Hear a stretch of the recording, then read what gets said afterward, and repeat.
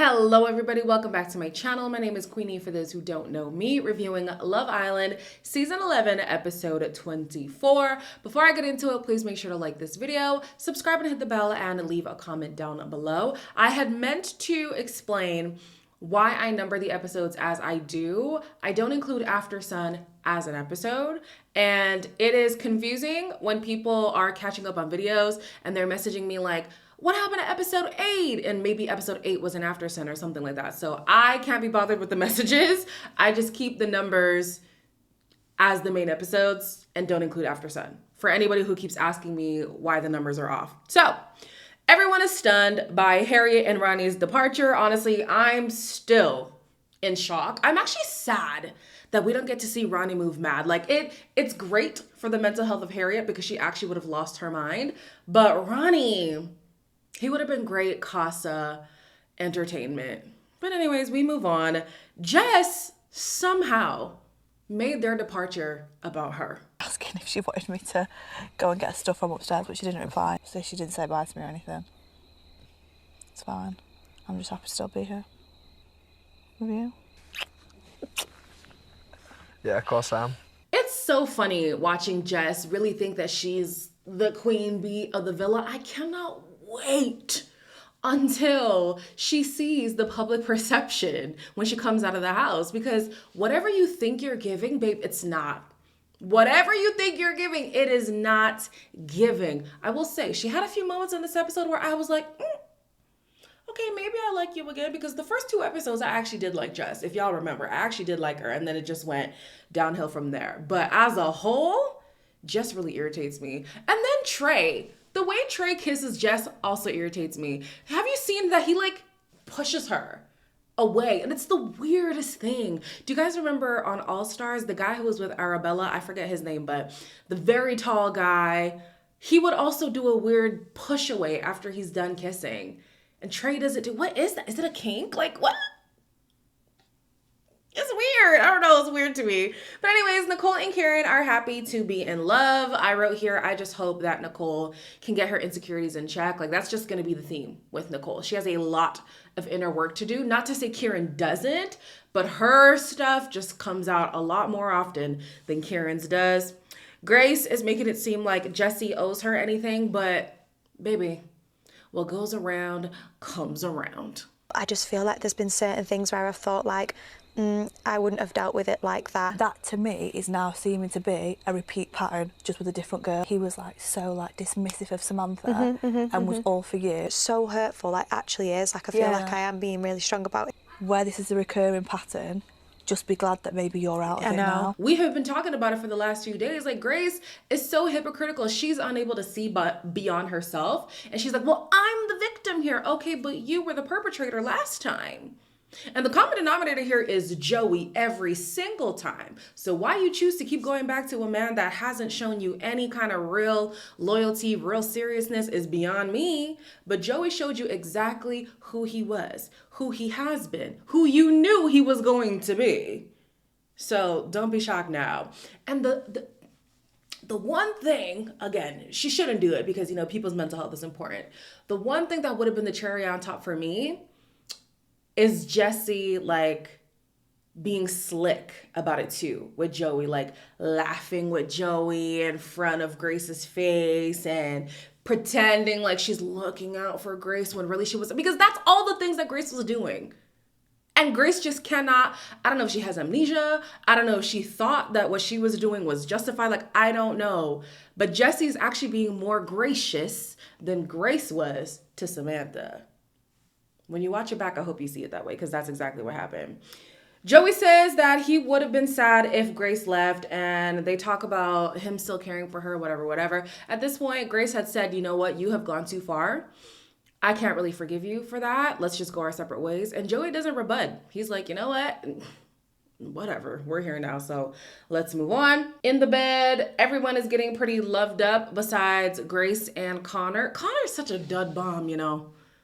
The man came and gave us nothing. Nothing at all. Is he even gonna move in Casa? Do I even care if he moves crazy in Casa? Y'all, please promise me that you get Connor out. I just feel like he's a waste of space at this point. I'm sorry. I'm sorry. In the morning, Trey wants to make breakfast for Jess. And I am genuinely shocked at the fact that she is the one catching the ick. He's very different. Yeah. What, and it's a good or bad? I don't know. It's not great. Not the best sleep I've ever had last night. Mm. I feel like you've gotten to know me quite well within 5 days. Yeah, I think so. But I just feel like it just takes me a while to get to that point sometimes. I'm same. Sometimes opposites attract, and maybe that's what I need. Consider me gobsmacked. I never would have thought that Jess would be the one to check out first. And her reasons are insane. Later on, she's talking to Grace and she's like, yeah, he's just always like hovering around me. To me, I haven't seen him hover, but I've seen him be attentive to her, but apparently she doesn't like that. And then she says he's just so deep. It's a lot of deep conversations. She's just not that kind of person. I'm just like, it now makes sense why you liked Ronnie so much. Because Ronnie was so distant. And maybe she liked that. And he was also so fickle and shallow. And maybe she likes that. She likes that chase. She likes that emotionally unavailable guy so that you can be like, I can fix him. I'll be the one to fix him. You're never going to be the one to fix him. He has to decide to fix himself. But I guess that's what Jess finds attractive. Somebody who you really have to work for. And Trey's just making it too easy. He's just like, yeah, I want to get to know you. I'm going to be around to get to know you. She's like, no. Yeah, that's actually insane. I hope Trey sticks around. I really like Trey so far. And if he is as Jess is describing him, I hope that a good girl comes around and, sweeps him off his feet, child. Because if Jess is not going to appreciate him, I hope somebody else will. Mimi and Ayo have a conversation and they're talking about who are the strong couples here. She considers her couple to be one of them. And on the surface, I would say so. Also, did y'all see Unseen Bits? Now, I didn't watch it, but I saw the clip going around on Twitter, and that man, Ayo, he just be rubbing on that booty all day long. And I said, well, you know what, girl? I would get it too. I would get it too, because if you're rubbing on my booty all day, you're my man. No questions asked. So I can see why in this conversation, she's basically like, listen, you don't have to say it, but we're locked in. And I'm like, girl, with Ayo, it could go either way. I don't know if you want to fully put everything in that basket yet, but she's currently at a loss of options. So really, what is she supposed to do? Then we have Joey who asks Jessie if Grace's presence is off-putting. And she says, no, it's just something that she's aware of. And then she also says that she's also aware of Joey's movements so far. So she is paying attention to how he is going to act when another girl comes in that sparks his interest. Is this just going to be a cycle for him? She lets him know that she's clocking it. And if he really wants to stay with Jessie, he's going to have to fix up with that. The girls go out for food and drinks. It was quite boring. I guess the main thing was to hash out the beef between Grace and Jessie. I think you haven't been the most welcoming. But how do you feel like I've not been welcoming? Yeah, the same has, like you did the same thing coming in. I don't know, I feel like I kind of expected you to be more understanding maybe. It felt a lot deeper for me to come in here and see him again than just kind of meeting him in here. As a woman, like, it is hard to see somebody, like another woman, be with someone that you like right in front of your face. Obviously, that's just me, like, learning and growing. Like, I've never, ever been in a situation like this before. Honestly, it's all hypocrisy coming out of Grace's mouth. The house has clocked it. Everybody knows, like, Grace cannot see beyond herself, and I love that for her. What a world of delusion to live in. But Casa's coming, and we know the girl's not going to struggle 1 second. Are you kidding? She's not going to struggle at all. You will be just fine. We also see Matilda saying that she's really into Sean and she finds herself looking for him throughout the day. Again, consider me gobsmacked. I didn't expect it. I'm going to hold out my change of mind until after Casa. Because things get crazy in Casa. So I don't know. I don't know if I fully buy this yet. I'll give it time. And then we have Jess who says that she's not the type of woman to use a man to make somebody else jealous. Oh, are you sure? Because you picked Sean and then went to Ronnie and kept saying, do you know why I picked him? Do you know why I had to do that? Let me explain to you why I had to do that. Because you're not treating me right. And I need to go with this man because you're not treating me right. Girl, you were using Sean.